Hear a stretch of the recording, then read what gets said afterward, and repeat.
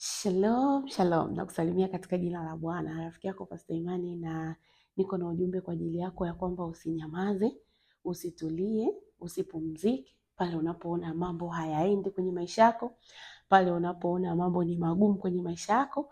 Chukua hatua ya kuyakataa, chukua hatua ya kuomba msaada wa Mungu na uingilio wa Mungu katika jambo hilo, na Mungu atafanya na utakuwa huru.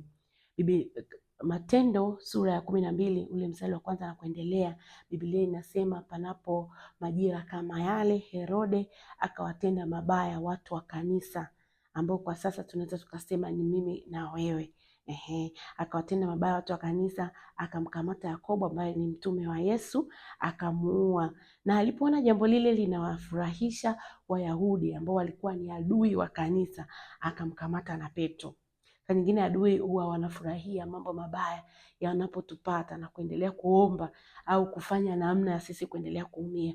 Lakini Biblia inasema baada ya kukamatwa Petro, kanisa likukaa kimya, likamuomba Mungu kwa bidii. Ule mstari wa 5 sura ya 12, kwa bidii, kwa nguvu, na malaika wa Bwana akatumwa kumkomboa Petro. Ukisoma Biblia hapo utakuta Petro akatolewa gerezani.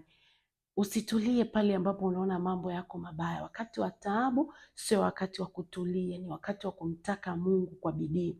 Ukisoma Biblia tena katika Zaburi ile ya 50 mstari wa 15, anasema ukaniite wakati wa taabu, nami nitakuokoa, nawe utanitukuza. Mungu anataka atukuzwe kupitia ushindi wako katika hilo jambo unalopitia.